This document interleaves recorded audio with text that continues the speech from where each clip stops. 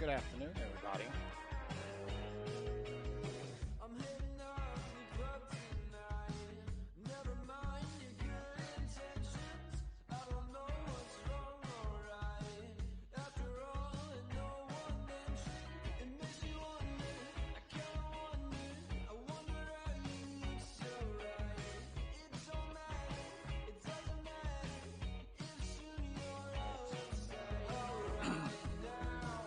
Let me see. What else do I have to do?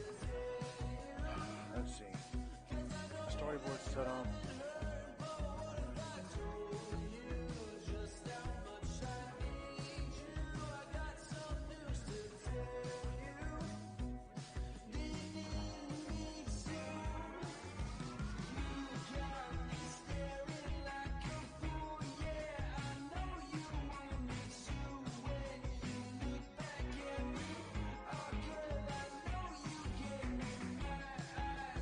Okay, yeah, I think everything should be fine.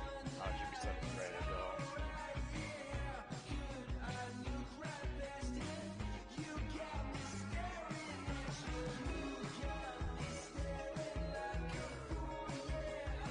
Slow it is.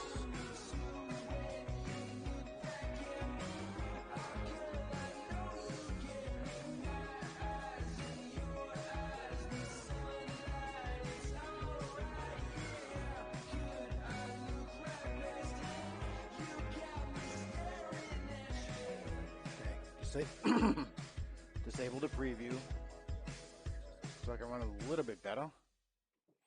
Let me get my glove and we shall get started.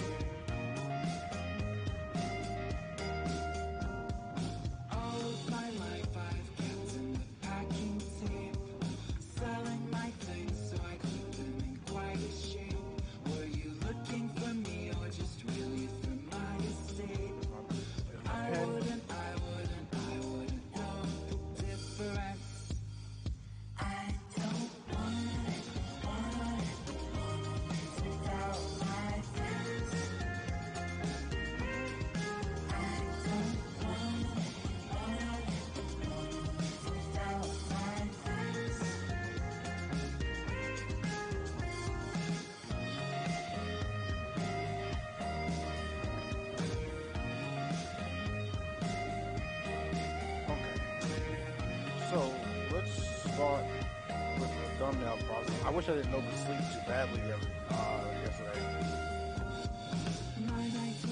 because I was supposed to get up and prepare some thumbnails and stuff.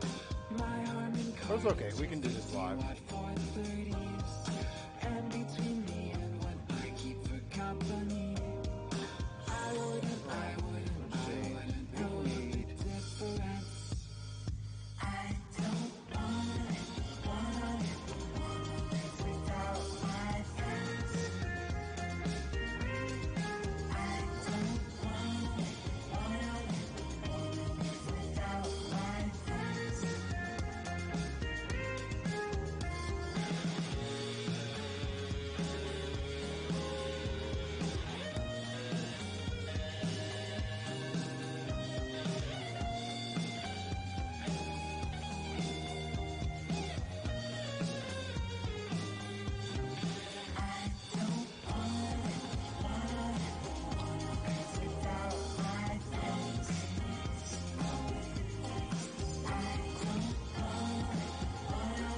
Thumbnails.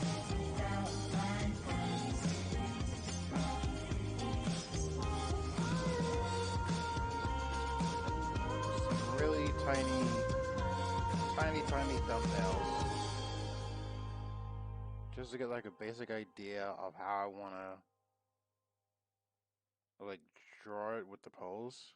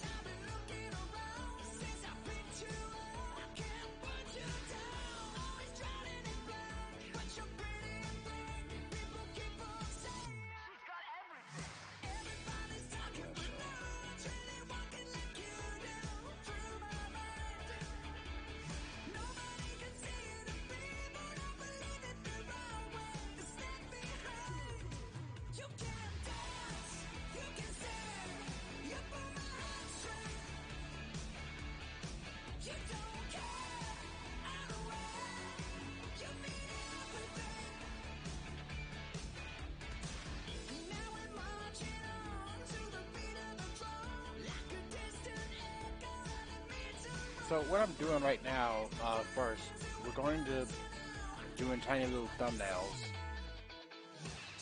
just so I can get a general idea of how I want to do it.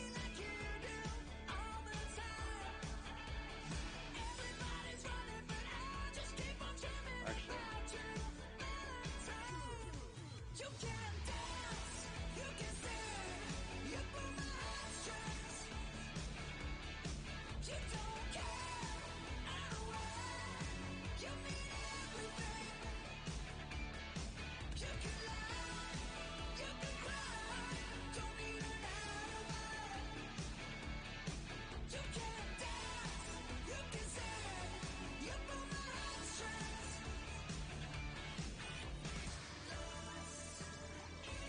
seems like we're going to be joined by Gecko Bites, Edison Dream.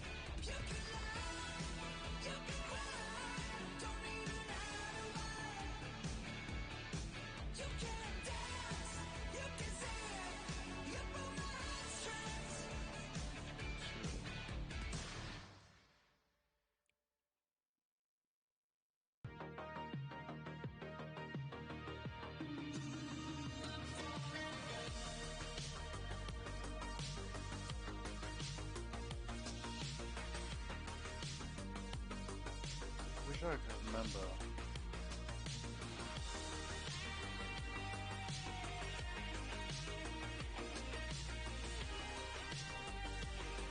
Let's see if I should be able to.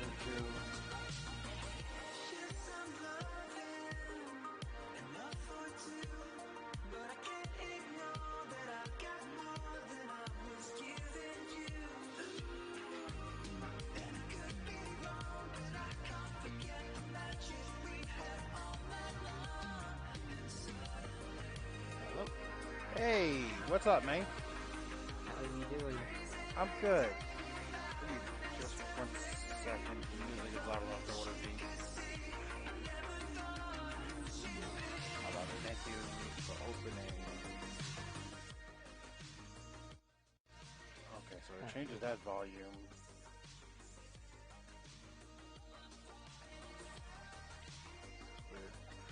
Probably turn you up a little bit higher. How you doing today? Yeah, not bad. I'm just, kind of just doing some drawing myself at the moment. Oh, Yeah.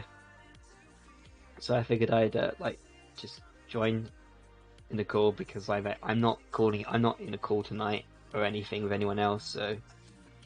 And I haven't joined one of your streams in, I don't know how long it's been. yeah, it's been some time. I don't stream as much as I used to. A lot of it came down to like computer issues with lag and stuff, and I'm slowly trying to find different ways to run the stream without coming into like issues. For example, literally right before the stream started, I found that there is a YouTube playlist like pop out. There's like a YouTube pop out player add-on for Google Chrome.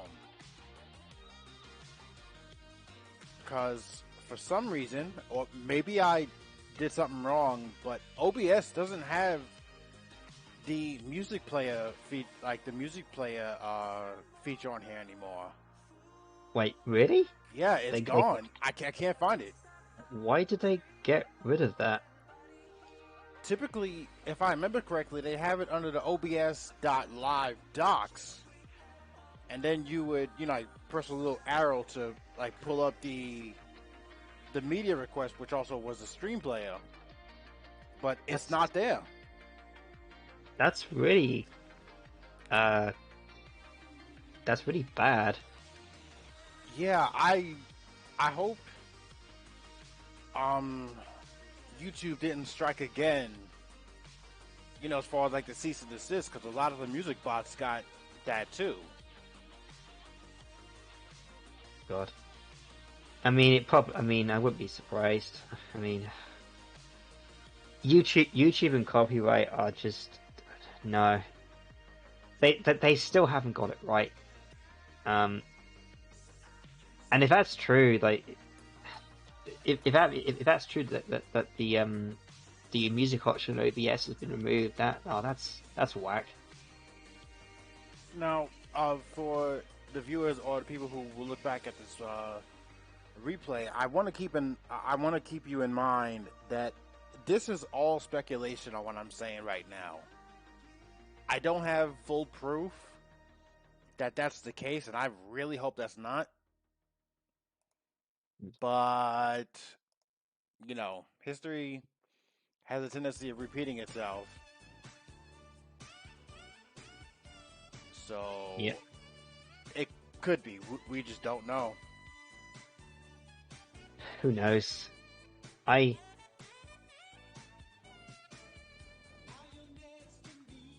Put this next frame. I wish I could show this part off on the stream, but I'm certain this would probably get it taken down. I have Pot Player open right now. Pot Player is like another like video player, like VLC or Media Player Classic. But I like this player because it lets me go frame by frame on hmm. videos in both directions. That's important because Media Player doesn't let you do that. You can only go forward, but you can't go backwards, which is That's strange if you hmm. ask me. Uh, but what I have open in this Pot Player program is a video from American Dragon Jake Long. Yeah. Uh, Matt brought up a good point yesterday that, at least to my knowledge, unless if somebody can prove me otherwise, um, Jake Long is the only like bipedal dragon that I can think of with wings who is a main character, not counting Dragon Tales, obviously. You know, like the PBS show. Hmm. It's kind of true though. You don't tend to really get you don't tend to really get many bipedal dragons with wings, particularly as like protagonists anyway. Because I just suddenly remembered. Oh yeah, there is Spike, but I remembered. Oh yeah, he doesn't have wings. Actually, he does grow wings Oh, I haven't seen. later on in the show. Um, but the way his wings are designed is not what I'm looking for. Uh, Um, when like regular birds take off, they'll usually like drop a little bit, mm, like they'll duck and then jump off. I want yeah. I want Maku to have like the same properties, like where how he would take off. Hmm. So for that to happen, I need to have his wings closed. Like I don't want them fully open all the time either. I always found that strange how like bipedal dragon wings are all like their wings are always open. Even heck, thinking about it, even the ones from Spyro, the Reignited trilogy, all their wings are typically open. Yeah. I mean, because obviously you do get the all of the dragon characters from the first game, but yeah, all their wings are open. To be fair though, that was the case in the original version. In the original version, they had that. From what I remember, their wings were open as well. You never saw them closed at all. Probably because of the fact that when the point of those dragons really is just to say, to say, oh, thank you for releasing me, or Yeah, if they don't basically. say, They didn't really uh, have they didn't really have that many air quotes air quotes here like animations to begin with. They only had like one set animation. particularly in the original, well, in the original, most of them, I think there was four different models from what I remember in Mm-hmm. the originals, and there was like there's a lanky, as a quite just like a lanky one. There was a muscular one, like a really sort of pudgy one, and I think the other one was quite a short one. And all they did with them was just like change like the textures on all of them to give a variation. Right. In Reignited, they gave each of them like their own like like their own um like clothing and their own like the distinctive like anatomy and everything. Which I But that thought I was think, really cool. oh yeah, I love the look of, I love all of them to be honest. There's not one I don't dislike. Uh, I do think that some of them in particular, I'm like, yeah, I think some of the artists involved in that, I think some of them have for Affinity accounts, no doubt, because Oh, I I know absolutely don't doubt that.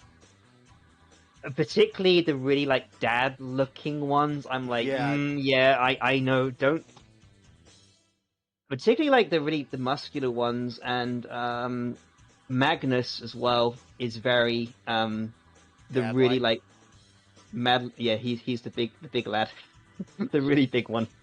I'm like, yep. So I know the names of all of them. Not just because they're reignited, is because I played the originals like so much. Right. Like I know them. I said before on like Matt's stream and everything. I kind of know the originals so well that I played them like I do with 64, in that I know like exploits and know about like all the where everything is, and That's like some fair. glitches as well. Um, Hey Void, what's up, buddy?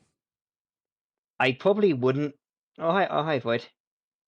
I I know that Spyro definitely has like a street, like a what's the name of the term now? A speedrunning community, Yeah. because you can, well, any game can have speedrunning.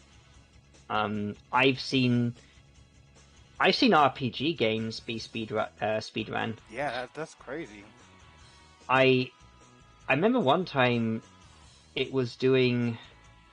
I think it was like it wasn't long before like, I think it was like about 2 years ago maybe. I mean, sometimes when I'm like working on stuff, I will have like if I don't feel like listening to music or watching like something like a DVD or like Netflix or anything, I'll just put like a YouTube video on in the background. Right. Because I got two screens on my computer, I can have one screen where that's happening. Um, I think it was I was watching some games done quick, and someone, I think it was someone managed to speedrun like properly and get everything. Um, did Super Mario RPG in like 3 hours and a half, and I have no, it was crazy. Like That's crazy. they knew where everything was. That is a long. They That is a very long game. Well, they even managed to do the 100 jump challenge as well. Oh wow, to fight Colix.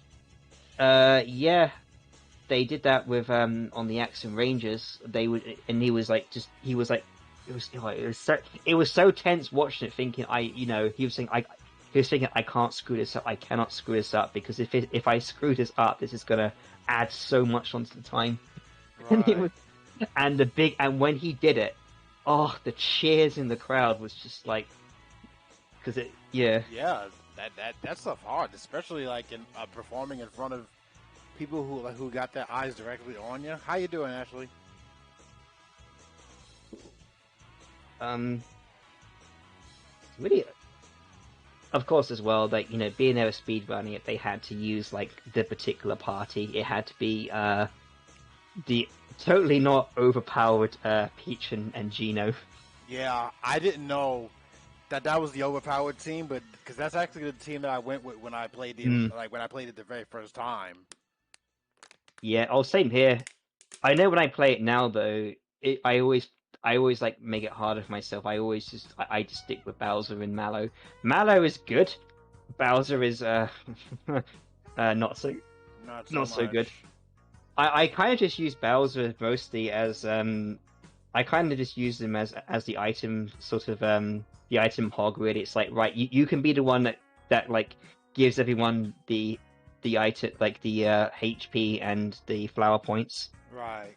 because it's like Bowser has good defense, good HP, and good like basic attacks, but his specials are no, they are awful. They are so terrible. Mallow's are actually quite good, but the thing is, like Mallow's like final one is really good, but because people don't tend to really use him, they don't realize that his other ones are like a lot better because they just think, oh, it's Geno. I'll just yeet Mallow out of there. Right. And when you have Peach, who is your healer, who is totally not broken in any way, like Yes. it is ridiculous. Like, but I think the game encourages you to use Peach because if you don't have her, the boss fights get a lot harder. Yeah. I mean, gotta have that healer. That's just RPG 101. Yep. Culex took me half an hour to beat him. With no, actually, no, not Culex. I mean, Smithy. Smithy took me half an hour to beat him with Bowser and Mallow because I had to keep healing. Had to keep Right. using all of the healing items because I didn't have a character to heal me. Culex. To be honest, Culex isn't too difficult with Mallow because I just spam his specials basically. Yeah. But you know what? I like Mallow. It's kind of a shame that he gets really overshadowed by Geno. And Oh yeah. Easy. actually, fair, not it's just in general the other characters because I love the Smithy gang. Like I love all of the like the characters that only appear in that game. I think the reason I like them is because they don't feel like Mario characters because they're kind of not. They weren't made by Nintendo. True. Most of them you could put them in like a Rayman game. A lot of them look like Rayman characters, and that's probably why I quite like them because I like Rayman a lot. Makes sense. Even though it's been 8 years since Rayman's had a game, but never mind. Yeah. Unfortunately, you never know when the next time a game will come out for something. It's like every E3, there's that meme of like Rayman just like washing up, looking depressed, and behind him is just a TV. It was for Raven Rabbits, and every year people just meme that and just like put E3 like on the TV, just him looking really depressed, thinking, "Gonna be one day I'll be back, guys. One day."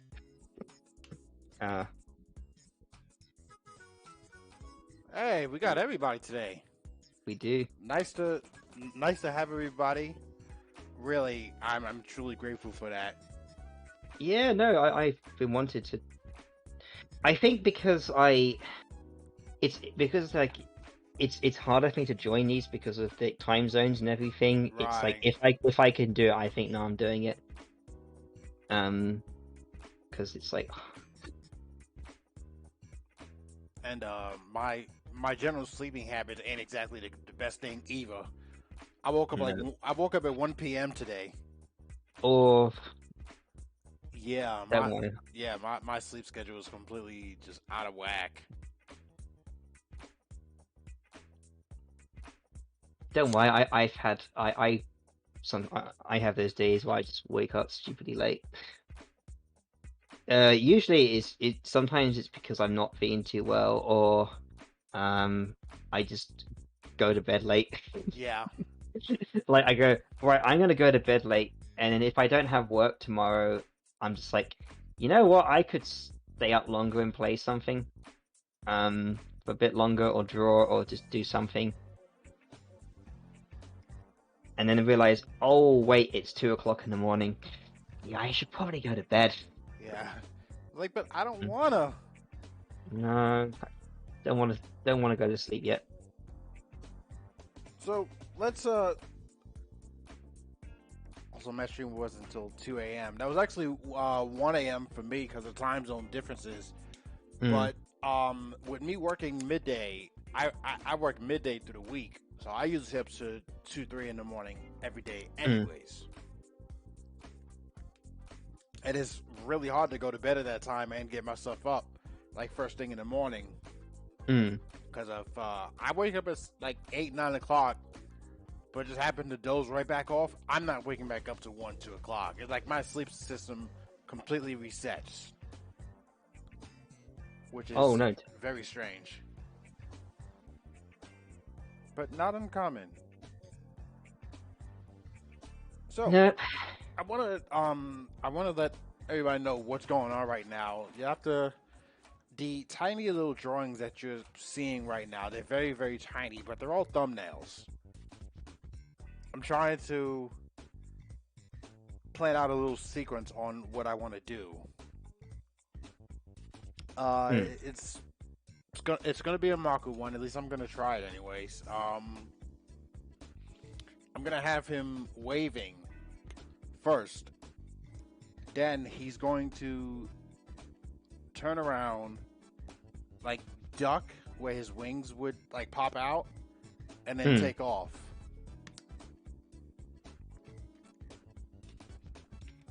I'm still trying to think of characters that are bipedal and have the closed wings. There's not many. It's so hard. Like I'm really struggling to think of some. Oh, it's well. I think Maku can be like the new one, like one that breaks the mold. Yeah. Um, the the specific reason why I'm being very picky on that part, as far as like his wings spreading open like a bird's and then taking off, is that Mm, that's actually going to be story essential.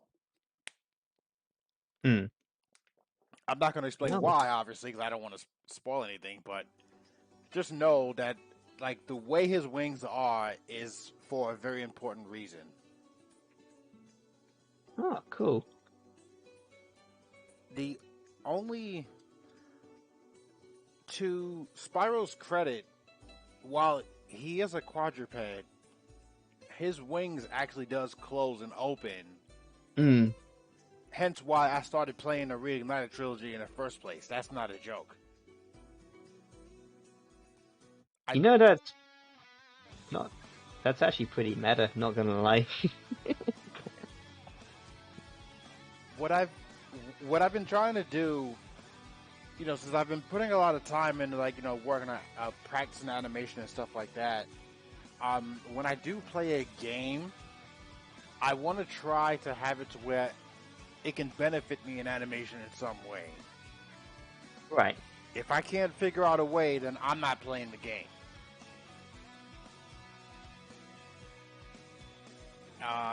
And another game's case for that is actually the Ori games, Blind Forest and Will O Wisps. Hmm.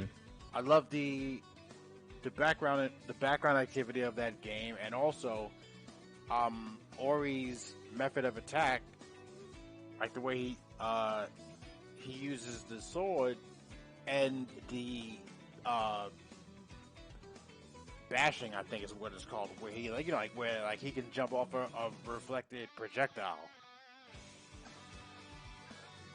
Oh yeah, no, he can. Cause So that game is beautifully animated, yes, though. it is. Oh my god, Ori. The Ori games is to illustration as to what Cuphead was for traditional. Hmm. Is that a fair comparison? No, it's totally fair. I kind of. It makes you kind of feel sad that Cuphead is sort of. It's kind of just sort of faded away, hasn't it? Because a lot of like indie games, if they were popular, like a lot of indie games that were popular from like 2015 to sort of like 2017, a lot of the really popular ones are still like have kind of had a resurgence again, or some, or if they haven't had a resurgence, they still have like they kind of have still people that talk about them a lot. Right. But Cuphead is one that kind of has just sort of been, I wouldn't say forgotten, but it's not compared to things compared to like Ori, compared to like Undertale, compared to like the Hotline Miami games, Right. that still have like active communities and fandoms. That Cuphead is sort of not that doesn't have that so much. And Unfortunately, I feel that that was bound to happen specifically because of the traditional animation aspect. That was a huge catch 22. mm, Like the traditional animation was a very big draw. Yeah, for a lot of people playing the game. But as I'm certain you know, and everyone here knows, animation ain't quick. hmm Especially not when you're trying to do little frame by frame rubber hose animation. oh God, absolutely. So there was no way that right that too, Gabriel. You're right. They are working on Netflix thing too, which looks very good by the way for what I It saw. does, and I really hope it makes it. I hope that really helps like bring it back into the sort of spotlight again. Um, because I think what as well is with the case of like Cuphead, it wasn't even like it wasn't sort of like overhyped or disappointing, Right. because Yooka-Laylee had that where it was very hyped, and they because it was all of the former Rareware developers who left. Right. Well, it was the Banjo-Kazooie team, because there were other Rareware developers that did leave, who formed Free Radical, and that was who made the Time Splitters games, and that was the former GoldenEye and Perfect Dark team, which is why Time Splitters is very plays a lot like those games and has that general like tone to it.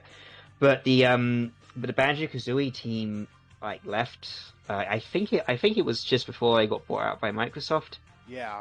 And that was and that was all the team then. They got together again and made Ukulele, and I don't think you that I'm talking about the original game, because I know the sequel, that's the high score one, is actually a lot better, and I do actually quite like that game. But the original Ukulele, it's not bad, but I think it could have been better. And I think a lot of the problem was with that game, it kind of was a bit of the Banjo Tooie issue, where a lot of the levels were too big, and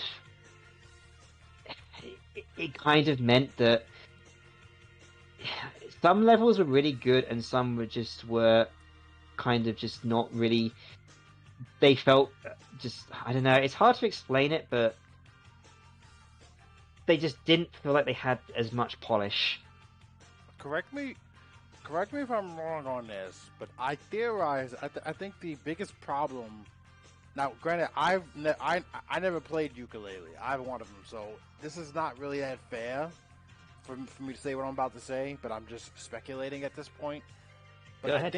But I think the problem with ukulele is I feel like it relied too heavily on nostalgia. Yes, exactly.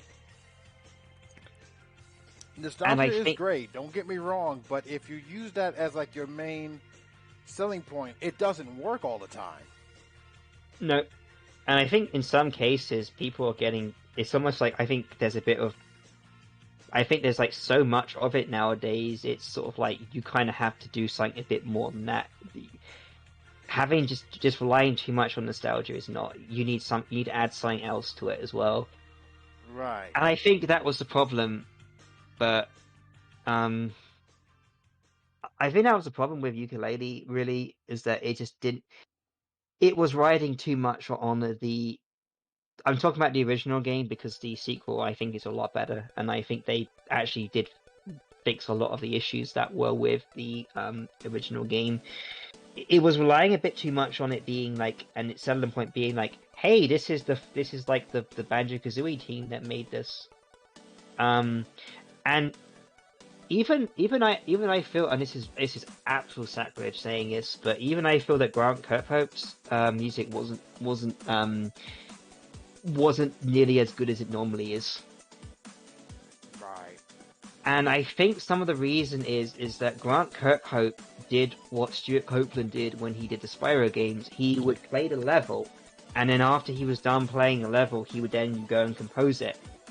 And I think because maybe, again, this is me speculating, because of the fact the levels design generally was nowhere near as like good as Banjo. Right. I kind of feel that it meant that he probably didn't feel quite as inspired to do it. That makes sense. A good game to show an example of on the other side of things, on like how there was slight nostalgia, but there was a lot of originality in it too. And Ashley can agree with me on this. A Hat in Time, I think, was perfect. Oh, that was an amazing game. Now, yes, it did have some nostalgia of like Mario Sunshine, Mario Galaxy, a little bit of Banjo-Kazooie, but it had its own unique aspect with the hats. The characters was distinct, like they was very different. And that game in general was very memorable. Oh, it's very memorable, that game. Like with the music, I love the character designs in that game and the art style and everything. They just did everything right. Yeah. Yeah, they did good with that game. And talking about I know I'm kind of going on tangents here, but talking about like Ori, I am not the biggest fan of Metroidvania games, you know, as far as like backtracking and stuff like that. I'm not. I don't have that many on under my belt completed, but I actually 100%ed Will-O-Wisps. That's how much I loved it. Like, I got everything. I still haven't done that yet. I need to. I actually finished that game yet. I need to do it. Yeah, it's a fantastic game. But it's interesting though, because when you mentioned Metroidvanias, because obviously they say Metroid and Castlevania. My favorite Metroidvania game I played is a Castlevania game, and it is Dawn of Sorrow. I loved on the DS. I love that game. I kind of like because Castlevania is really interesting because it has like different there's like a storyline for each protagonist, and they're all set in like different time periods. The protagonist you play as in Dawn of Sorrow is a character called Soma Cruz, who is he's actually a spirit in Smash Bros. Oh. But yeah, he's the one. I would say he's the one with like the white hair and an anime look, and I realized, oh wait, that describes a lot of spirits in Smash Bros. Yeah, I was like, you gotta be a little. But that's not really narrowing it down.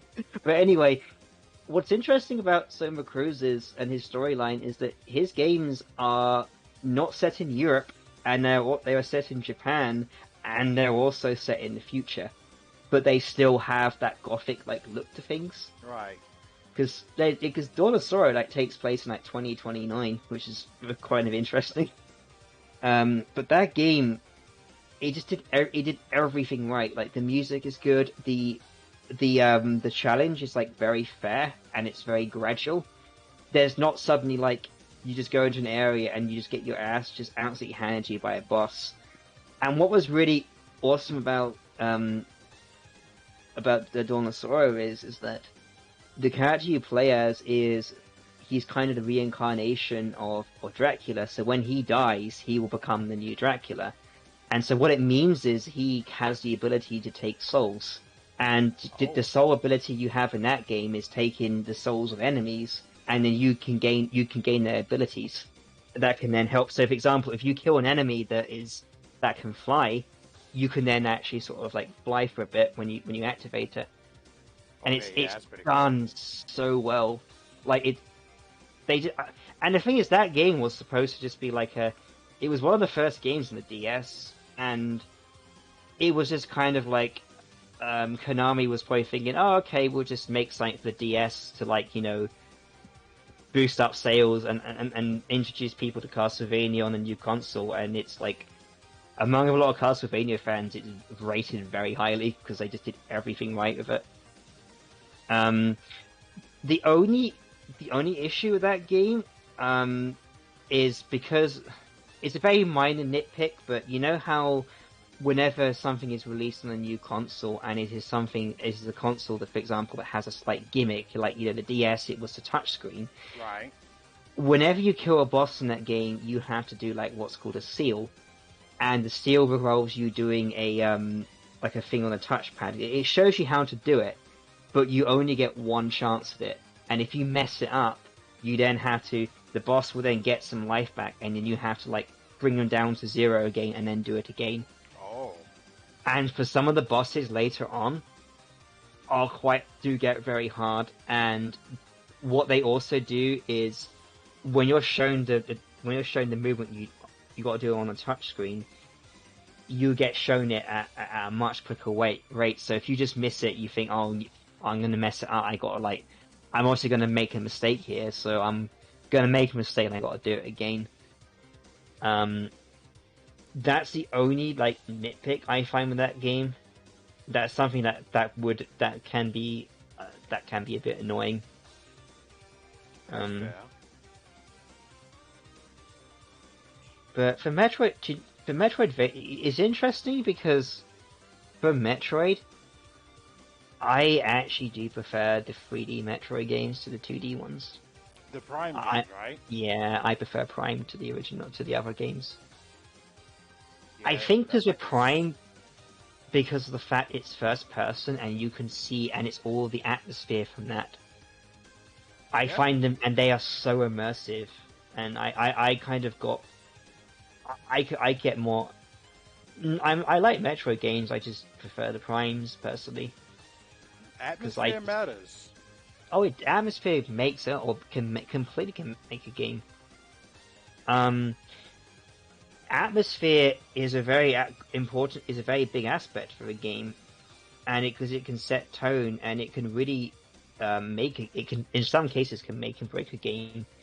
And speaking of atmosphere, what is also interesting in regards to atmosphere is that one of the biggest components for atmosphere is music and is sound effects. Oh, how I am with that.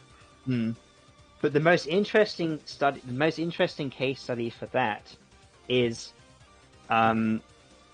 actually the PlayStation 1 port of Doom 1 and 2.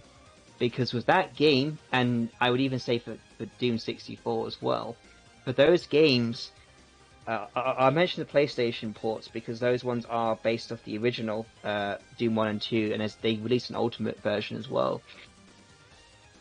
I can't remember the reason what it was, but I think they couldn't use the music, like the original music, because of licensing issues. Right. So what they did was, the original Doom games had the metal kind of like MIDI music, right? Or synth rock, as I actually like to call it.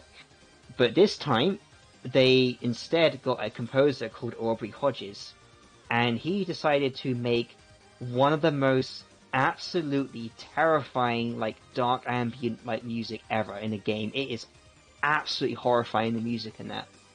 And they changed the sound effects and changed the lighting. And these games legit feel like horror. They are really good horror.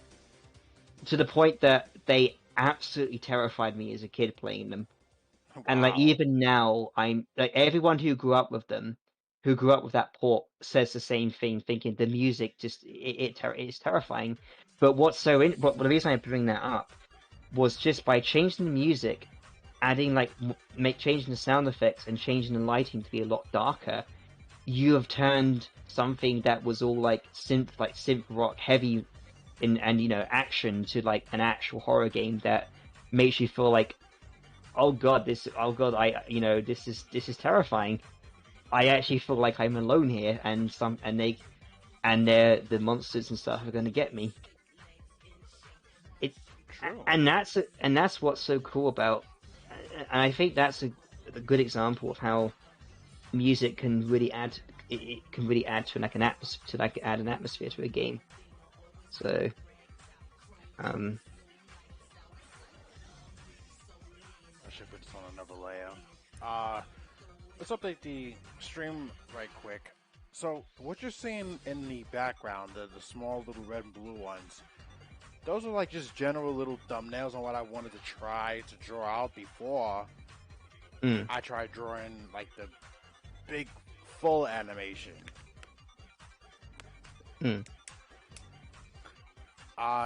Admittedly, I have not done this thumbnail process enough, and I really do need to practice this more.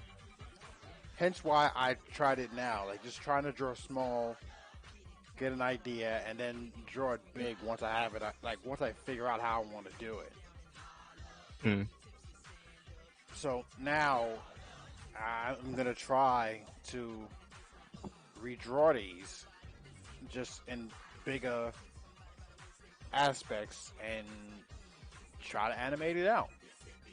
See how it goes. I told Matt I was going to try it yesterday, and here we are. Just giving it my full shot. Meanwhile, in the chat, everyone's enjoying themselves. I hope you're just enjoying. Like, we're doing a little rambling, yes, but hopefully it's something interesting, something different.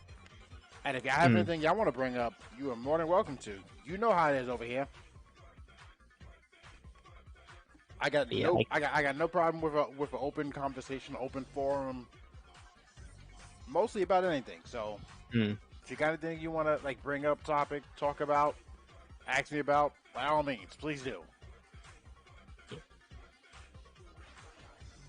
But before that question comes up, I actually have a bone to pick with you. With me? Yeah, with you. Okay. When I first told you that I was playing Spyro, like the collection. Yeah. Why did you not tell me about Sparks' hidden ability? Oh, you mean the when you mean where he'll point out where the gems are? Yes. I think it's because that was only a thing in the original trilogy. That was only a thing in the third game. In 1 and 2, that was not in it, because in Reignited they added because they added grass textures. It sometimes can hide the gems more. Right. Whereas in the original game that didn't happen because it was just like it was a flat texture. So when they did the Reignited, I think they sort of realized that because the grass texturing is like it's better rendering because it's not on a PS1. That they had to the downside was they realized, oh yeah, this is gonna hide some of the gems. So it was probably because I know the originals a lot more. I kind of sort of forget that's a thing. Right, and when you playing as much as you do, you don't need it.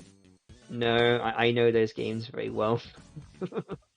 I should have given you a warning about Treetops, though. I should have said about the secret and that trying to 100% that level, because that was just abysmal. Like, how would you think to use 4 different tree branches, like 4 different tree roads, to get over to that one long one?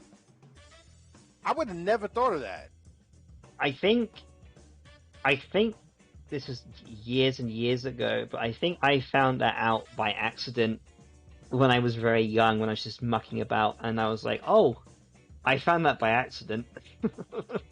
I don't know how anyone back then would have worked that, like, because even now people who don't know Spyro are that level. It's like, what how do I get to that platform? Right. I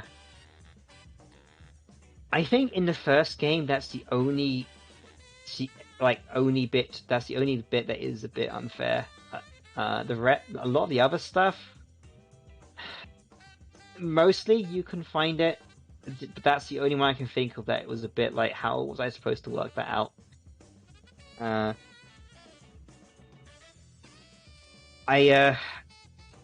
probably said this on stream last night, but when you get with Reignited 3,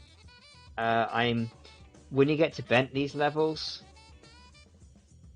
when you get to Bentley's levels, and because his levels in general, I hate, I do not like them. But when you get to one of his particular challenges, I am so sorry, because you will hate it.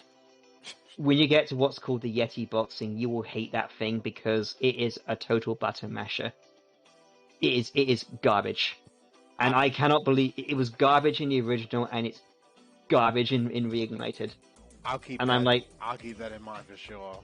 And as someone who likes fighting games and everything, I can safely say from that, no, Yeti boxing is a mindless button masher. It's terrible. It's awful. There's also, I think there's a level called Lost Fleet, and there's a skateboard challenge in that is so janky in Reignited. Like, I don't know what they did to it, but if you want to get like the skill point for that, you're gonna hate it. Yeah, admittedly, it's really bad. I haven't really been doing the skill points challenges. I don't really feel like I need to do them because tomorrow I should be getting the Reignited Trilogy art book in the mail. Oh, I have that. I have that one. So if the skill points is just to unlock the concept art, what's the point? Right? Yeah, does that make true. sense? Mm. There's no reason for me to do it if I'll have it directly in my face. I can look at it at work because I will be taking that art book with me to work. Oh no, I totally would, because there's some really good art in it, and there's loads of there's even like some scrapped concepts in it as well. There's like look. Unfortunately though, I don't. If there ever is a Spyro 4, Toys for Bob will not be involved in it, because they've like been told, well, it's Activision, but like pretty much most of the companies involved in Activision kind of have been like dedicated to no, you're working on Call of Duty now. Oh. So I have no idea what is happening, and with everything that has happened with Activision Blizzard just recently, I kind of don't think that game is going to be a thing for quite a while. I could be wrong, which is a shame, because they did a lot more Crash Bandicoot, because they did the Insane trilogy. They remade. They did Nitro Fueled, which is the remake of Crash Team Racing. Right? It also has tracks and characters from Nitro Kart as well, which was the racing game that was on the first Crash Bandicoot racing game that was on the GameCube, PS2, and Xbox. Because there was another one as well that was Crash Tag Team Racing, which that game is kind of weird. I still don't know whether I like that game or not. I think the whole game feels like a fever dream to me, because not only is the game just so bizarre and weird, it's also, there's stuff in that game that I don't know how they got away with. There's like, and my stuff, I don't know how they get away with. There is some blatant innuendo stuff in that game. getting crap past the radar. One of my favorite tropes. There's a character in that called Pasadena Opossum who is also in. She's actually also in the in Nitro Field as well. But in this particular in Crash Tag Team Racing, not only is she so thirsty for Crash Bandicoot, like proper thirsty for him, she kind of makes very says things like, "Oh, like is that like a Wumpa fruit in your pocket, or you're happy to see me?" She says, I think also, she also says because the term fugly is an abbreviation of fuck ugly. She says fugly in that game, so technically there's an F-bomb in Crash Bandicoot now. Yeah, that's pretty funny. But that game, like, there's also Coco in that game as well. Has some pretty very odd quotes, and there's a voice clip of her going yes, yes, yes, and it's really, really sexual. It's so, and it makes it even weirder when Coco is like an underage character. It's like, what is this game? It's like, it's almost like, it's not a bad game necessarily. It's just weird. If I could sum up like that game, it is a fever dream. Like I remember playing it when I was like 13 or 14 or so, and I sort of forgot about it, and then maybe because my brain decided to blank it out. But then when I was watching like a YouTuber that was reviewing it, yeah, he kind of was like, "Oh god, I remember this game," and I remembered everything about it. And I then played it again. I thought, "Oh, yeah, this was a weird game." Like, it was weird for even Crash Bandicoot standards. However, Crash Bandicoot does feel like it should be an F-bomb in there somewhere. Oh, wait, like, no, it does, because especially with much as he has to deal with through the adventures and stuff, being chased by things. Yeah, absolutely. I'd be like that too. To be fair to Crash Bandicoot, I mean, I think Crash Bandicoot should be like a T-rated series anyway. I think it's kind of, it's always like has a slight, even the original game always had a slight edge to it. You know, being that Crash is essentially a failed experiment. Right. He's kind of brain damaged. Why he can't really talk. But yeah, the original Crash game did kind of like creep me out a bit as a kid, because there was particular later levels, because the music in some of them was kind of a bit unsettling. And there was a level, I can't remember the name of the level now. It was, I think it's something. It was in the last world, and I know I should remember it, but I don't know Crash 1 as well as the other two, because because Crash 1 out of the original trilogy, I think is probably the one that's least good.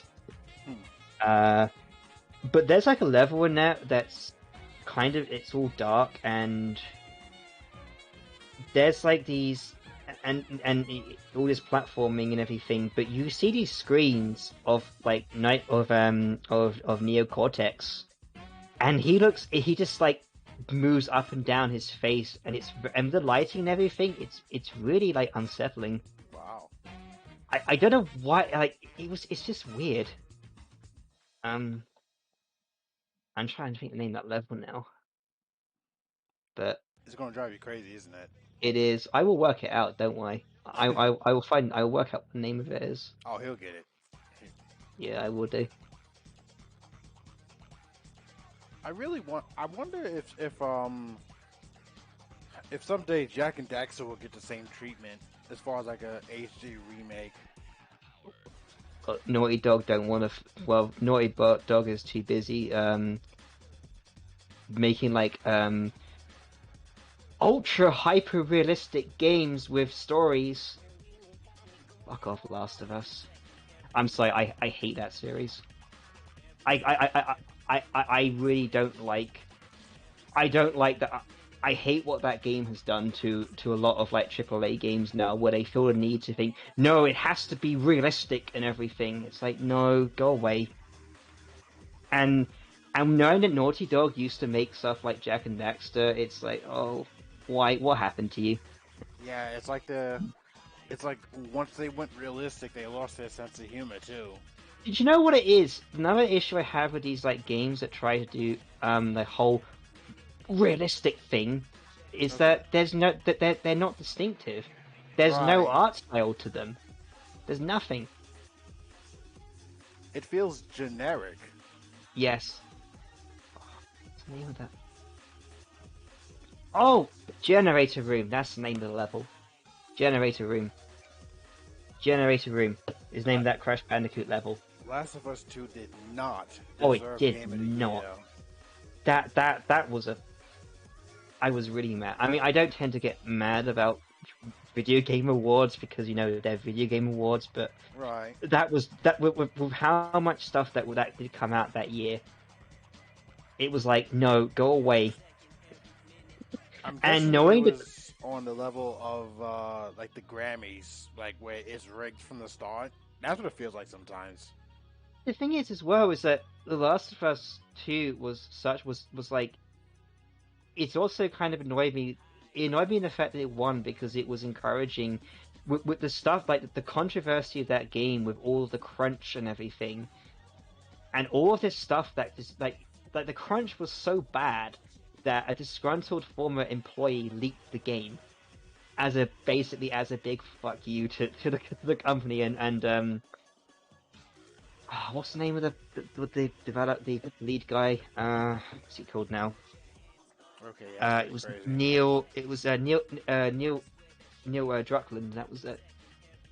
And that guy is the definition of like someone who huffs it, like is so smug that they get off in their own fart and their own farts. He's that kind of person.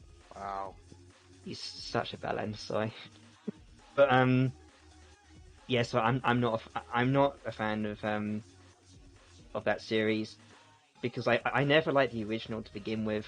I always thought it was overrated, and I don't like I said, I'm not a fan of the kind of precedent that it set and how a lot of games decided to be like that. And you know what? When you do the whole realism style, it has no identity to it.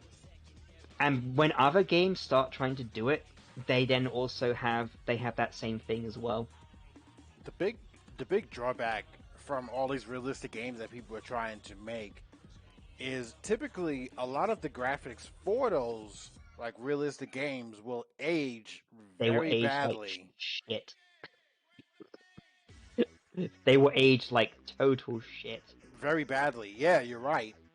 And if you think about it, like I say this all the time, and everyone I've spoken to agreed with me on this. While I initially wasn't a big fan of this game, the Wind Waker's graphics aged wonderfully. Oh, it did, and this is even before the Wii U HD version. Like the original GameCube version still looks good. Yeah, it still looks good. You're right. A game from 2003 still looks good. And when you consider like other games in the franchise, and I'm on record for this, with the exception of Breath of the Wild, because I have not played it, nor do I have a Switch to do so. Twilight Princess is my favorite of the Zelda 3D games, but the graphics in that game has aged pretty badly. You're the first. I'm actually curious because you're the first person I know that has said that's their favorite 3D Zelda game. I feel like I know there's like a lot of comparisons, but I feel like Twilight Princess is the better of the Ocarina of Time. Like that's what it feels like to me. It's like Twilight Princess Ocarina just times 5. Yeah. For me, I'm with the I'm part of the Majora's Mask cult. For me, Yeah. Now, yeah, I love that game so much. make no mistake, that is absolutely my number 2. That is And absolutely my number 2. I love that game so much that I'm the person that will explain in great detail saying Terminator existed and was real Yeah, because I Terminator's know real to me, man. it makes no because I know that in one of the Zelda books they said it was all imagined. It's thinking that makes no sense because if that were the case, then well, that makes no sense because it was supposed to be like a thing that the Majora's Mask created. It's like, but Skull Kid was in Termina before he had the mask, so that makes no sense. Right. That literally makes no sense whatsoever. And also, with all the people you get to know in Termina, like because you get to like all when we do all of their tasks, you get to know them by saying that it was all a dream, blah blah blah. Kind of, it sort of makes everything you did for nothing, and it really worse. It kind of makes the impact like so much less when that happens. I Right. also cannot stand the trope. It was all a dream because it is the most lazy hack writing ever. I'm sorry, but it is. Yeah, it's like an easy cop out. It is. It's like because it's just like you can apply it to anything. It's like you can just say, "Oh, they were in the coma the whole time." Um, the only time it can work is if it's like a sequel to something where the original medium where that version is a lot trippier compared to the original medium that has like a surreal and is a lot more surreal, Right. then that can work. But with like Majora's Mask, it still felt like it could exist within like that world. There was nothing saying that it's not. And I just think no, Terminator was just a parallel world. Yeah. It was not. It existed. It had lives and everything. Because if it didn't exist as well, what was the whole point of doing all of that? What was the whole point of going through all of that work and making sure you did everything in 3 days to stop the moon from crashing to the world when you realize when that whole thing doesn't exist? You think, what's the point in that? Right. And yes, actually, I absolutely agree with you. Link's Awakening is probably the one exception that did it wonderfully. Well, the thing is with Link's Awakening is that Link's Awakening, it worked for that because Link's Awakening is definitely the weirdest because there's like Mario characters in that game. There's the Bow Wows, which are just the change jumps. Right. And Wart's there too. Yeah, and so for that reason, you kind of know that something is like a bit off, and it kind of works for that. Um, and also, yes, like you said, everyone there knows. Yeah. With Termina, you never get that, and there's nothing to imply that at all. Right. If I'm And being that's why, honest, like the ending to Link's Awakening, like fucked me up. Like I felt like the bad guy. because yeah, basically you Like are. like I basically killed everybody. Yeah, I don't know. Like maybe that was just me. I don't know. Does anybody you else kind of feel are. that way? Well, you kind of got a point because when you woke up the Windfish, when you woke him up, or it, I don't know what, you essentially everything else on the island just ceased to exist. They were gone, including one of the cats. That's the baby. Like wow. Right. It was like the crocodile. It was like the two kids Mm. that was playing ball on the side of the ocean. There was the animal people in that game as well. Right. There's the animal village. Do you know what's interesting is that in the animal village, that's actually censored in the Western version compared to the Japanese version. Because the hippo lady in the Japanese original sprite has the booba. Ah, right. Because the booba makes everybody Yeah. nervous for some fucking reason. Hashtag bring back Big Booba Hippo Nintendo. Bring Booba. Bring Booba back. The BBB. No, but I don't know. It's kind of. I mean, I think that's the only thing that was censored in that game. I don't know. I just remember watching a video a while back about the Japanese version of it, and there's like a couple of things that were a bit different. But a lot of them weren't necessarily censored. They were just changed for whatever reason. I can't. Some of it, I think some of it is because of like the cultural differences and the language different. Like language, like sort of barrier and stuff, can sometimes make certain things not translate as well. Right. You're exactly right. And yeah, that was like the one. That was like the one, like, happy part of that game where like Marion became a seagull. I love. You know what? I actually like the remake to Link's Awakening, because I played the remake and the original, and how is it? I actually never got to play the remake. Again, not having the system. Yeah, to be honest,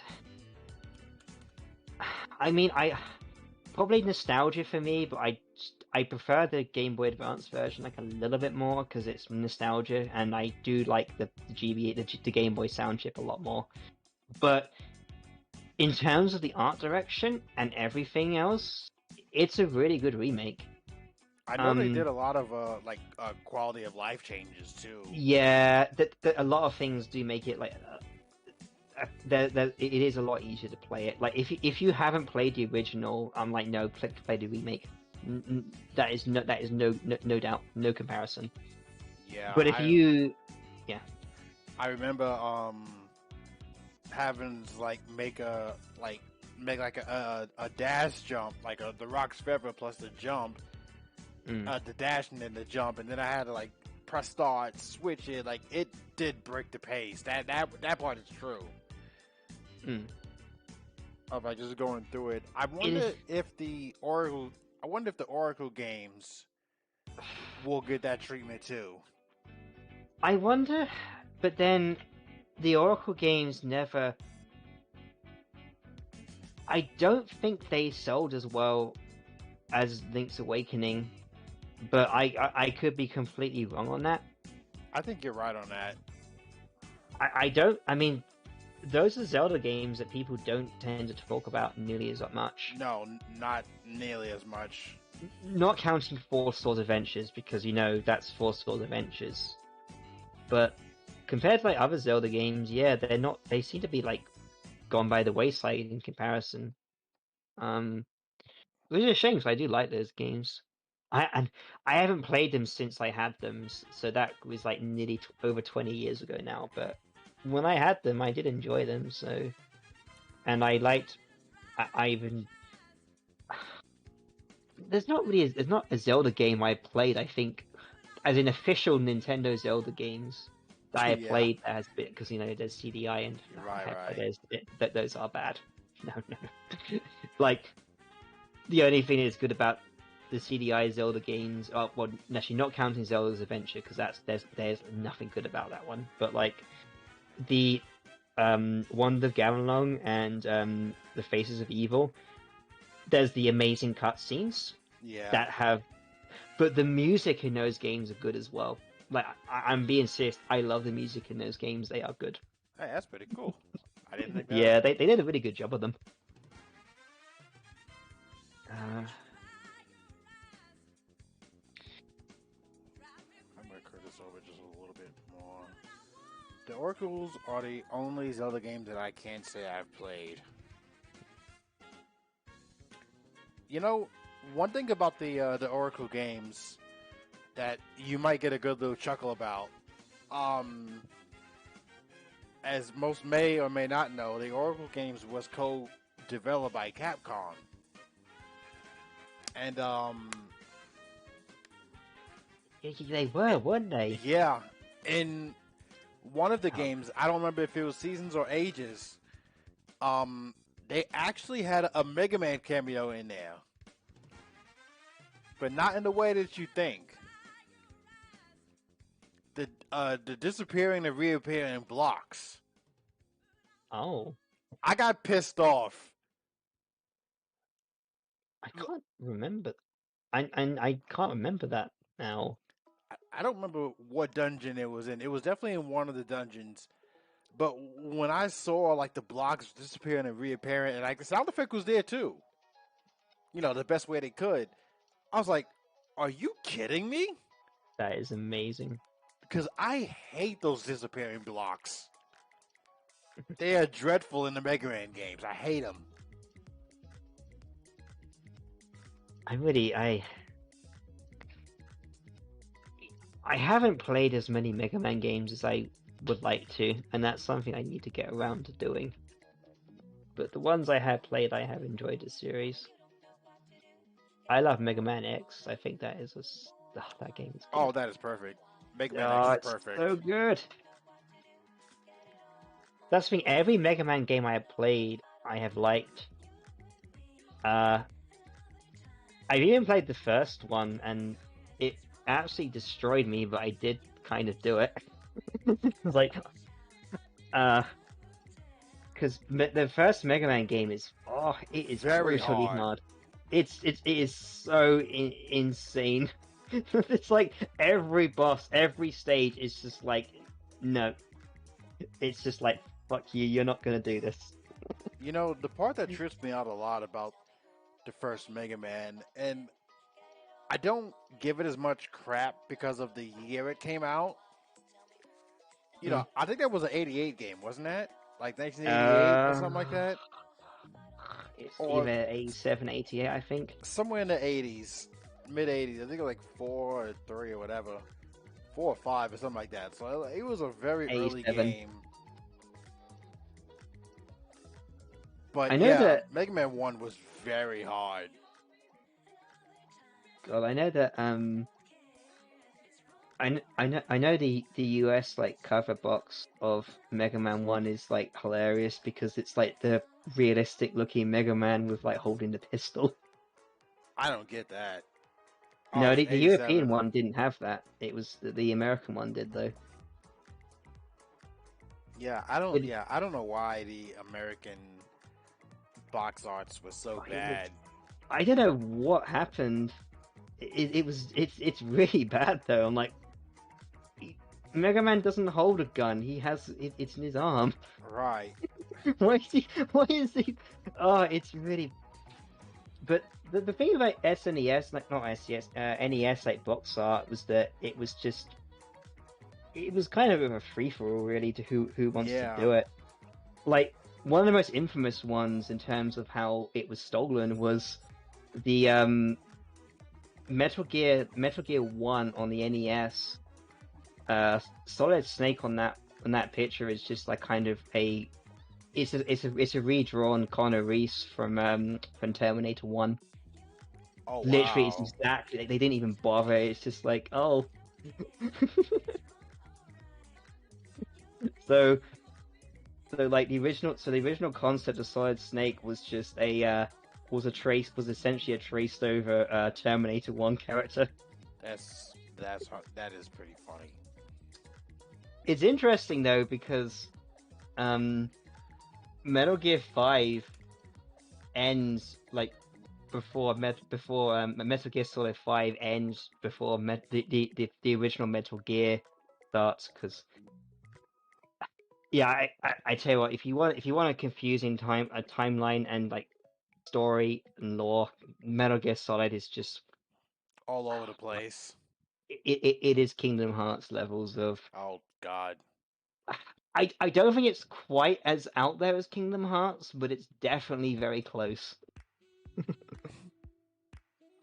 American box art was designed by someone who didn't even play it, only heard the concept of Mega Man. That definitely explains a lot. That definitely explains a lot. It looks nothing like him. Shout outs to how Capcom made really awful box art for 9 and 10 as a throwback. Oh no, yeah, you're right. Okay, that one makes sense though. Like 9 and 10 makes sense. Yeah. 9, Mega Man 9 is probably one of my favorites of the I haven't played those of the ones. franchise. I haven't played those ones. I need to play them. I think like Mega Man X, Mega Man 9 has the best weapon lineup of the franchise. You know, as far as like every weapon in that is useful for something. See, that's how you know. That's how you know you make a good game. Is about weapons. It's not quantity. It's quality. So, Right. and if you manage to get both of them right, oh, you've done good. See, it's amazing because we had my mention about weapons. Every weapon is useful in its own way and balanced. The original Doom had that, and that was one of the first proper FPS games, and they got every weapon has its use in that game. And it's kind of interesting because it's like this was one of the first FPS games, and yet every weapon they did it properly. Because you get some games where you have lots of weapons, or you just get games that have weapons, and some of them are just like either really overpowered to the point they break the game, or they're just absolutely useless. Yeah. Mega Man 5 was actually like a big victim of that because you literally, with the exception of Beat, like Beat the Bird is overpowered in that game. Severely overpowered. But minus Beat, the only thing you needed was just the Mega Buster. That's all you like. I literally go through the game every time with the Mega Buster. Yeah, I did still. Mega Man and Bass is my favorite. 10 and 9 are close runner-ups. Yeah, Mega Man and Bass or Rockman and Forte. Oh, that is a very tough game. Even on a good run, it still takes me almost an hour and a half to beat that game. I do. That is not a quick game. Well, unless if you're speedrunning it, obviously. But like you're playing it on a casual level, an hour and a half is good.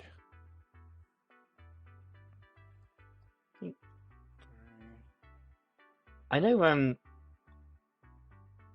terms of guns, I always hate it in games where, like in some instant shoot 'em ups, that you have to like, where you're kind of forced to use weapons that are terrible. Like GoldenEye, I hate the clubs so. Oh, So that club is a terrible they are weapon. just awful, That and is a terrible weapon. on the hard difficulties, you kind of have like, particularly Surface 2. When you do that on like the hard difficulties, you have to use them because you don't have you run out of ammo and everything. Oh, don't give me this gun. I hate it. I hate how it sounds when you fire because it sounds terrible. Fuck the club. Like even when you have two of them, they're still not good because they do like pistol damage. They have they have like only 20 rounds in the magazine, and they have a quick rate of fire. So you're constantly firing this gun that fires quickly, that does pretty much nothing, and then you have to reload it again, and it sounds awful. No. Rareware to put those guns in the game to troll. I'm convinced they did it. Probably. And they're like, oh hey, speaking of hard though, oh god, oh my god, like at the two bonus levels in GoldenEye though, they are just, Aztec and Egyptian. I find Aztec on just like Adrian is difficult. Doing it on the other ones, I've done them, but my god, it kicked my ass so many times as a kid. Would you believe me if I said that Aztec is one of my favorite levels in the game? No, I love Aztec. It's a good level. It's just hard. I love the music in it, and I love when you get the two Moonrakers and just shoot everything. Strangely enough, and maybe I'm wrong about this. I'm thinking about this now, but that might be the only level in that game that does not use the 007 motif. It doesn't. So Actually, you could. Egyptian. Oh, nope. Egyptian uses it, Yeah, it does. but Aztec doesn't. Nope. So you could. So I think because GoldenEye was composed by Graham Norgate and Grant Kirkhope, Right. so they could really use that music in Aztec in something else, and they wouldn't have like NGM thinking, you've used a James Bond riff there, you can't have that. I really hate how MGM is the reason why we can't ever get that game. Will never ever be re-released. Yeah, seriously. You want to talk about Disney going through copyright hell? I think GoldenEye easily has it beat. Oh, GoldenEye is a mess in terms of copyright because not only do you have the issue with so it was published, so you had a game published by Nintendo, that was developed by Rareware, who are now a second party company from Microsoft. You have a James Bond who's owned by MGM, and then you have the issue that every character in James Bond, or in GoldenEye, with the main characters and everything, and supporting cast are all based off real people. So you have to then, if you have their likeness, you then have to get, for each actor and actress, you then have to get permission for that. It's a mess. It's such a mess. And it's such a shame because a game that was one of the most influential like first-person shooters probably will never ever see the light of day again because of that. Yeah, as far as like a re-release and stuff, and GoldenEye is always like one of my biggest argument cases of like why emulation is very important. It is because, and in the case of GoldenEye, because the only way you can play like the re-release that was for the Xbox 360 is through emulation when that was leaked back in February this year. But like in general, the only way you can play GoldenEye in the quote-unquote legal way is on an N64, which is not the ideal way to play that game. Oh nowadays. God, no! Absolutely no. As much as I love the N64 console, that controller has aged badly. I think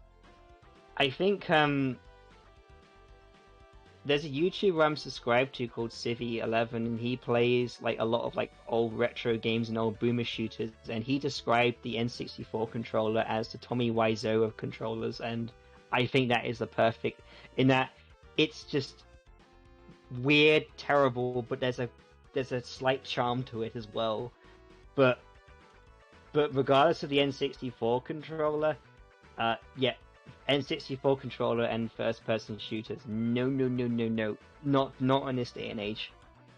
And not even just the controller, but the frame rate with GoldenEye. If you have an explosion near you, the frame rate just goes into the single digits. Although admittedly it is kind of fun, just like using the infinite ammo cheat and just throwing fucking rockets everywhere.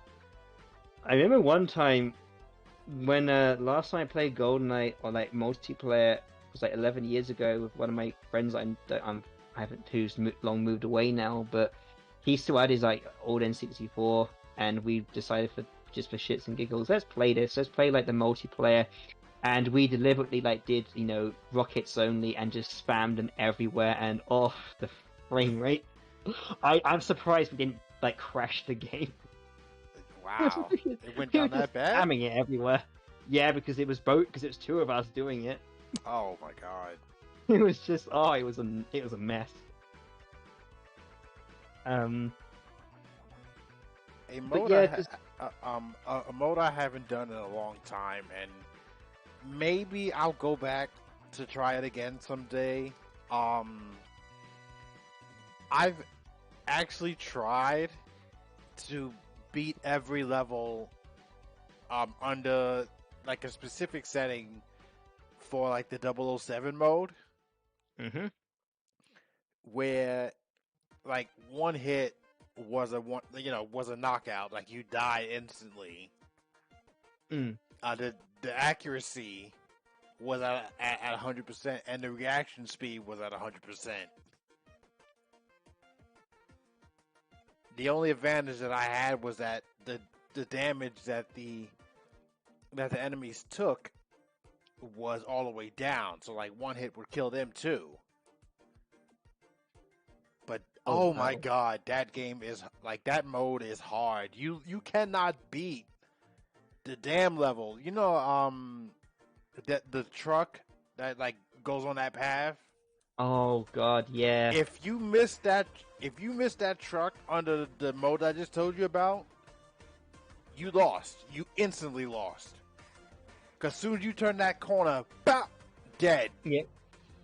Soon as you turn that corner, you're dead. I know one thing that I do find really annoying about GoldenEye is how if you get hit, when you get hit, you get stunned basically. So when you're being shot at, you can't. If you're just constantly being shot at, you can't retaliate anyway because you get knocked back and you can't fire. You get stunned, and Right. oh, I hate that. It's so annoying. Perfect Dark did not have that, and they knew that was. They think no that, and oh, it's a lifesaver not having that. Because, and it can be really cheap because there have been times on like 00 Agent where I have died because I've had like guards just shooting and spamming at me and I can't do anything because I'm being like knocked back and I'm taking damage, and because that's happening I can't retaliate. I'm like, oh, this is great. This is really fair, thanks. This is not cheap or anything. I mean, I hate to admit it. I really hate to admit it. I know that's very annoying, and yes, it is, but logically, it does make sense. It does. It does. It makes sense logically. Yeah. Because like you getting shot, you're not like Bane. Like you're not gonna just automatically be able to like just keep shooting regardless. I mean, if you're a character if you're like Doom Guy or something, you probably would because you're him. Right. but a lot of other people, no. But it does make sense. But it is also really annoying. It is annoying because it is kind of cheap. Actually, and a good area where that really comes into play if you take too long is on Cradle when you're like running up that bridge. Oh god. if you take too long and those enemies get to like that corner, like that little intersection, you're getting lit up on your way up. Mm-hmm. I love that. I still love that level though. It's amazing how small it was, but yet it was such an iconic part to the movie and the music. Like, was that like a hidden shout out to like Mission Impossible, or because like Cradle's like the Cradle theme, like the first part of it sounds like the Mission Impossible theme. I think it might have been, yeah. Yeah, that's easily one of my favorite songs in that game. That and Train because of the drums. The drums, oh man, the drums in that level is just nuts. I also really love I love the music to. I love all the music in that game. I like the music in Control Center a lot. Yeah. I also really love Surface too because of how atmospheric it is. Because that level was kind of spooky as a kid for me. That's music creepy. And why is the sky red? Like what? Why is the sky red in that game? In that level, I don't get it. It really unsettled me, and because of the rendering distance that the N64 had, and they had that fog, you were starting to see like all like the sort of like Russian snow soldiers that would just appear in front of you and start shooting you. it was kind of, as a kid, it was kind of like a bit spooky. Yeah, speaking of which, you want to talk about a level that's hard on that 007 mode. Ooh, that Surface 2 was tough. Oh, it is. That was a tough level. And also it makes it harder because you got to deal with the flops. the enemies spawned in random places, and it's a very wide open level too, so you don't have protection. Oh man, yeah, that level was kind of hard. Train was a nightmare under that mode. Ooh, that level was tough. Because in order for you to even start the level, like obviously you can spawn and start the level, but to progress through that very first train, in order for you to make it through, you literally have to duck and stand behind the 2 crates on the far right side and shoot the enemies up that way before they destroy the box and light you up. They destroy. Yeah, I think that level as well was that you'd have all the guards that would come out of like the carriages and some of those parts as well, and they always had double bloody Uzis. Yeah, the ZMG 9mm is one of my favorite weapons in that game. It's great when you have that gun, but when you have enemies shooting with you, both, oh god, no. It's weird because I love GoldenEye, but then I would also think about all of the like gaming PTSD that Double O Agent gave to me as well. But I love that because that game kicked my ass so many times when I was younger, and even now it still does. Because when I was playing the Xbox 360 like port of it, I had to emulate that because that port is like 97% done. The only thing it's not complete in it is an Aztec. There's a few like missing textures, but apart from that, yes, it is completely complete. That game, it's wow. Like, that's the thing. It was nearly done, and then like MGM was like, yeah, you can't release this game because they were like, because their mindset was, well, Pierce Brosnan is not the James Bond anymore. It is Daniel Craig, so therefore we only want to like release like games and stuff that have him in it, not Pierce Brosnan. I'm just thinking, you do understand like how big GoldenEye like 007 was when it came out and still is to this day. Right. This is like easy money for you. You don't have to do like anything because you're not making this. What are you doing? Right. But they were like, but our copyrights though. Ridiculous. But like that is an example of like Hollywood like movie types that are just like do not understand video games. They don't get it. That's a good example of like they don't understand why. Because if they understood video games and stuff, they would know that releasing GoldenEye 007 that had like HD textures and stuff on the 360 and Wii, because they were both planning to come out both then. Right. They were like, nope, you're not that. Easy money for you because that's on 2 consoles, but nope, not doing it. Because that's the thing, they did agree. Like Microsoft and Nintendo did have an agreement saying that, okay, well, as long as it's released on both consoles, that'd be fine. That'd be like a good compromise. But MGM was like, no, you can't do that.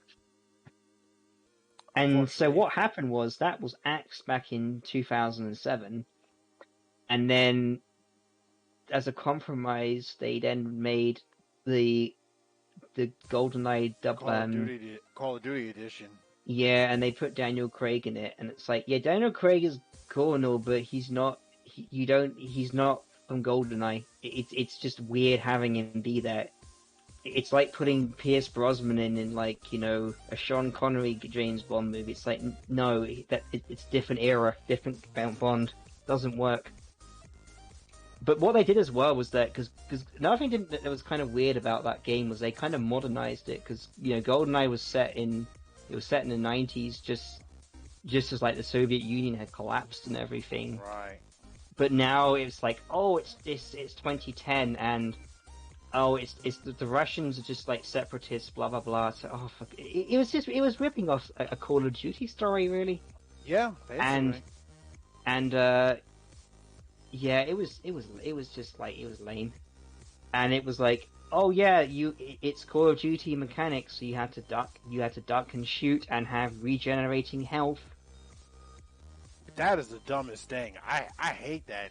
I am so glad that is dead. Regeneration health gimmick with Call of Duty. It's so I am stupid. so glad that is dead. That is the worst thing ever because it's just like, I've taken some hits. I'll just go hide away now. Wait 3 seconds and back to normal now.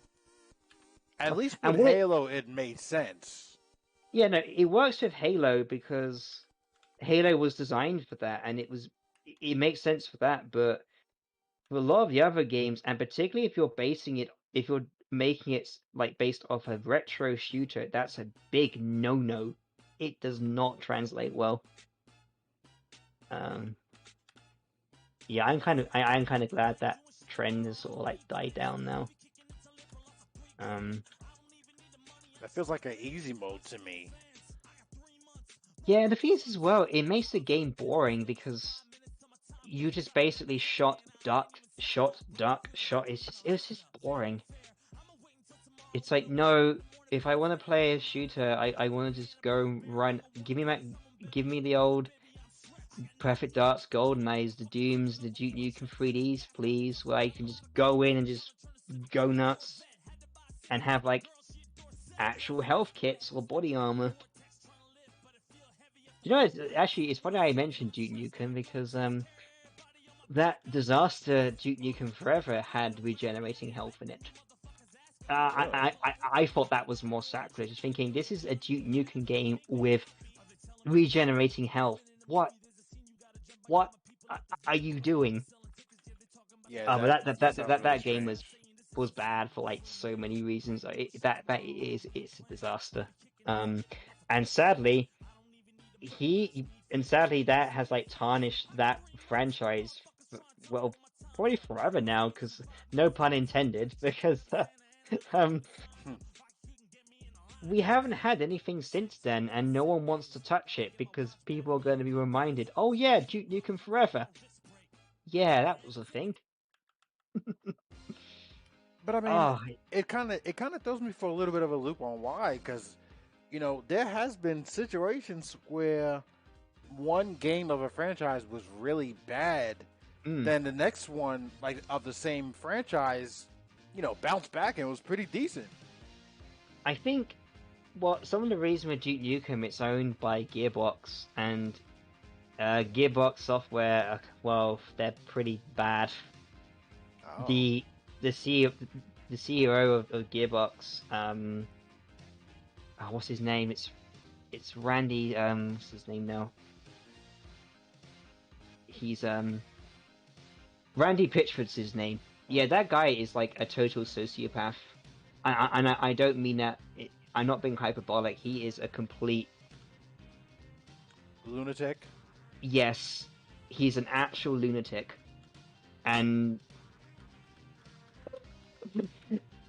as well, another reason they probably don't want to touch Duke Nukem is when Gearbox kind of did a re-release of 3D and ported it. They didn't consult the composer of it, and that was who is it now? My memory is really bad at the moment. Like I can't remember. I should know the the composers are Lee Jackson and Bobby Prince, and Bobby Prince was quite a renowned composer because he did a lot of the compositions for the original Doom games. Well, when he did the music for Duke Nukem, it was a Stuart Copeland situation where he was commissioned. So that he owned the rights to it, and essentially, Gearbox ignored that and still released Duke Nukem, like the Duke Nukem 3D like ports, and basically gave him no royalties for it. Oh, that's So bad. he's now taken him to court, Rightfully so. and it's still an ongoing thing. And that was the thing, Randy. That's what I mean by Randy Pitchford and being like a complete sociopath, because he just does the stuff and just does not care. Like he was told, you're likely gonna go to court if you do this, and he did it anyway, and he's now going to court. But Well, imagine how scummy it is to take someone's work, like knowing it's them, and give them no sort of royalty in any way. well, And that was I know a lot of people on YouTube knows what that's like. yeah, it's true that. But like with the case with the case of well, with the case of Stuart Copeland, whenever when he like after he did he left making music for Spyro, because all of the other Spyro games never used a single riff in any way, and for a long time people wondered that, and it was only when they found out it's because he owns the rights to all the music in it. To the point that when in Reignited, so the new soundtrack, with the exception of the menu theme, the new soundtrack is composed by someone else. They're all covers. But in order for that to happen, Activision had to get permission from Copeland to like do it. And then when they got permission for it, they also then just said they kind of brought him back to compose the menu theme, and also the original soundtrack is in that game as well. If you want to change it to that in the options menu. Oh, I didn't know that was a thing. Because I always do that. Speaking of the soundtracks, I actually like the third one. I never heard the original, obviously, but I like the reignited third one so far. It's not bad. It's a lot more. What's the word I'm looking for here? It feels like more oomph. Yes. It feels more of a bounce in the third one than the first two was. And that was the thing, because all of Copeland's music had so much like oomph to it. It had such a unique sound design to it, and it was mixed like so well. I don't know what it is, because the third one is actually a lot better. But a lot of the soundtracks in 1 and 2 Reignited, like the new versions, I think they're mixed really badly. Yeah, I really didn't like the soundtrack that much in the second game. It was like, what happened? How is this? How are these mixed so badly? Like it's like, I mean, I'm going to use musical terms here, but it's like, where's the EQing on this? Why is the bass so quiet? Do you know what the point of a bass is? If you have a quiet bass in a track, if you're not making the bass prominent in any way, you might as well not bother with it. Right. If you ever listen to composers who have basses in their music, who like really good ones, you'll notice how prominent the bass is. An example is, take Toby Fox's like Undertale and Deltarune music.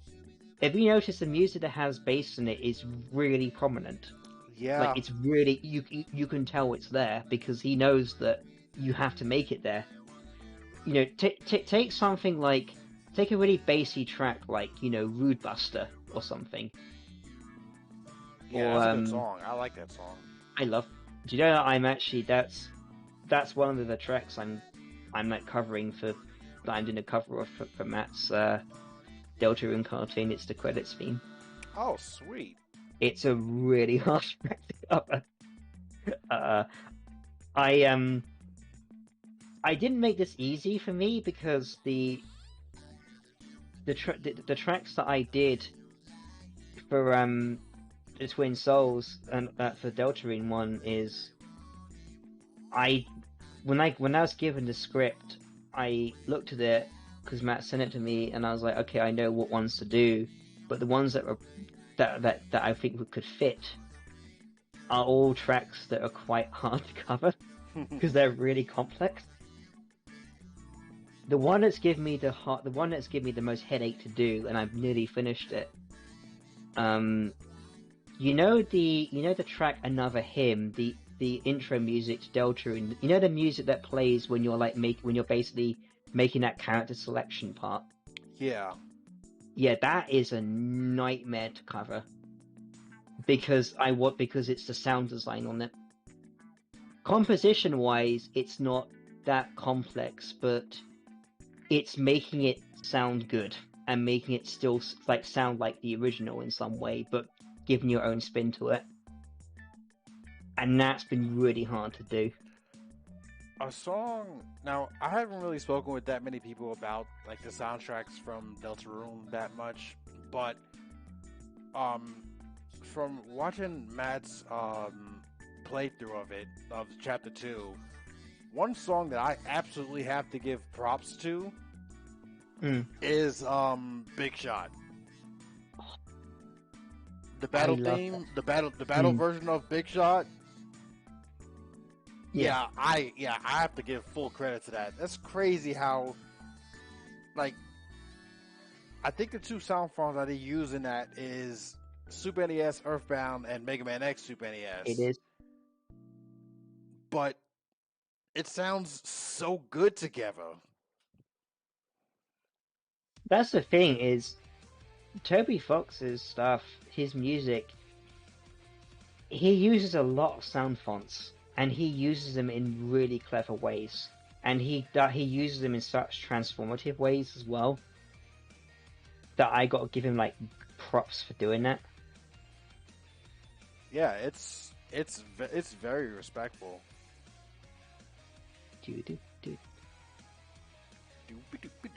I think another thing that's really good about his is I really like another one I think is very good is in terms of track is now is your chance. So the first battle theme for Spamton. And I love the fact that he essentially had a vocal sample in that track as well, and how he used it. Was that be a Big Shot like sampled from something? Yes, I can't remember what it sampled from, because I know that all of his vocal samples are like from somewhere.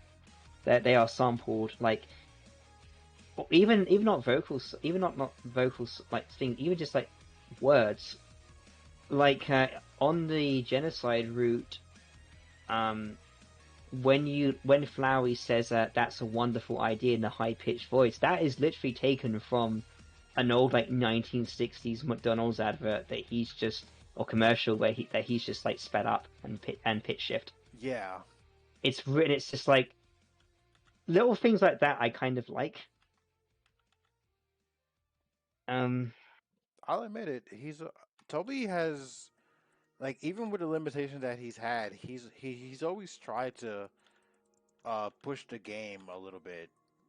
You know, he's trying to one up himself like every time he makes something. Oh yeah, he absolutely does.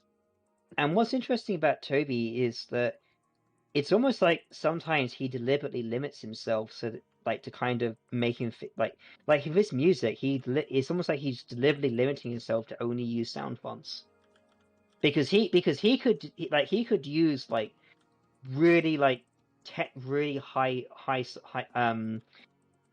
really sort of like high quality like samples, Right. but he doesn't do that. He uses sound fonts, and I really like him for doing that because he's like because he's like working. He's deliberately limiting himself, and he's like working around. He's like even he's working around it, and I think that's pretty fucking cool to do it. I don't think I don't think his Undertale soundtrack would be as as impactful if he had just used like regular sounds, Y- the Genocide Undying battle. I praise that song very highly, You know especially what's since it was I think it was only one of the few songs in that game where he used the Kirby Superstar sound font. he did. Well, that and Chrono Trigger. Yeah, it was Superstar, Kirby Superstar, Chrono Trigger, Mm. and I don't think the guitar I think the guitar wasn't used from something, but the two main sound fonts of that song was definitely Chrono Trigger and Kirby Superstar. It was, yeah. What's interesting about that track as well, um, is that it was actually influenced by the music in Toho, to the point that one of the main composers of Toho has actually like said how much they like that track. Hmm. Okay, that's pretty I cool. I haven't didn't know played that. much Toho, but I know of it and I know what the music is like in those games, and I can see that resemblance, no doubt. I'll hear it anyway. Uh, Toho does have some pretty good music, that's for sure. but that Undying music, that's Battle Against the True Hero. I Easily, heard easily that a favorite lot. song. Easily favorite song of that game. I heard it a lot because Undying gave me a lot of trouble in my Oh first yeah. Genocide run. Strangely Definitely. enough, Undyne would still give me issues if I actually went back and fought that fight See versus there, yeah, Sans, where like I can one shot him now. yeah. Sans' ones is when you know his pattern, he's not that difficult. Whereas Undyne is a bit trickier because some of her moves are kind of like will move with kind of go towards where you are. So whereas with Sans, it's like they're kind of a lot more sequenced. Also with Sans' fight is that a lot of his moves won't they will like they will hurt you and they will have that sort of purple bit where it will gradually do more damage to you. Whereas Hmm. Undyne's just like, nope, you've lost that bit. Wait, did Amazon try to deliver my package? Hold on. I just got to know. I had just noticed a notification on my phone. I wasn't expecting a delivery today. uh, yeah, sometimes Amazon does that. They'll just say, oh yeah, your package has just arrived. It's like, oh, I wasn't expecting that today. I mean, it'd be nice if it was. Hmm. Oh yeah, of course. It's just that. Um, true. Because is is USPS even open on Sundays? I'm not sure. Yeah, I know it's because of like country differences, but I mean, UPS. We do have UPS here, but you know, UPS yeah, is in most countries, I think, anyway. But anyway, I'm rambling. yeah, I'm gonna have to Um, check up on that. But meanwhile, what I am going to do is I'm actually glad you're still here. yeah. Um, what I am going to do though, I am going to call it here. I've actually gotten some pretty good progress done. I feel. The reason why is Matt is actually intending on streaming next. He should be doing that now or probably in an hour if my time zone's right. I think he said 6. Yeah, I probably won't because I got work tomorrow. I can't stay up really Yeah. that much late, so I won't have to miss out on that one, sadly. But really quickly before I go, I want you to look at like just I'm just doing it like just going by panel just Hmm. so you can see what I try to get set up from here. It's only like 5 panels so far. Yeah, it's like, is that? I thought this is that 6. I thought I can see. Yeah, it's 6, but the sixth panel hasn't been drawn out yet. Oh, right, right. I get you. because Yeah. when I started to stream, um, I was doing like the tiny little thumbnails first. Then I tried to redraw them in like a Mhm. bigger thing. So far, so good, and I even like the fact that I managed to get the. I gotta drop this down a little bit, but I like the fact that I even got the ducking motion in there too. Mm. Before he takes off. I So think, go ahead. it's I'm like, sorry. but no, it's interesting because being it with my spriting and stuff, that's all done by frame as well. So whenever I see anyone else doing frame by frame, like animation or anything, whether it's like traditional, digital, or anything, like I now get interest in seeing it because like it's something that I can now like somewhat relate to. Yeah, Because yeah. I know that I love seeing other people do like frame by frame stuff. I much prefer it. I know that it's a lot more work. It's a lot more, but for But me, it watching it kind is of more looks a lot rewarding. more organic, if you know what I mean. It Yeah, just looks better if you do it. absolutely, absolutely. Um, I'm going to stream it again next week, Sunday, same time, because I don't have enough time through the week because of my work schedule and because of my sleep schedule. mm, So I'll try this again next week, Sunday at 3 p.m. Central, 4 p.m. Eastern. yeah, I should be. If I'm not on another call or anything, I will definitely like be Oh, there. you are more than welcome to come back. So really quickly for everybody who's not aware, um, Macro, that's what I call him, but he's known by NSC Dream. Yeah, my new alias is Gecko Bites. Anyway, sorry. But yeah, Follow NSC Dream is my music alias. by all means, please plug yourself. Put links in your chat. Yep. Um, give him a follow. He's a great music producer. He's the big de facto guy with Mr. Matimation's Twin Souls, and I hope someday in the future, once I'm actually be able to get things more out and actual animation sequences, I still have intention of having you as my music guy as well. Oh hell yeah, I'm totally down for that. Remember, I've said this some time ago, but I Yeah. also warned you at the same time, like it might take a while because of learning and stuff like Oh that. yeah. Not But to mention, but by that point, I would just have more experience. So you know. right, but a promise is still a promise. It's Yep. just bear with me, just be more patient with me. I'm working my ass off. Oh, No, and I'm seeing a lot of progress on it as well. So yeah, Smuggler's Girl Ashley asks, do you do music commissions? I do. Yes.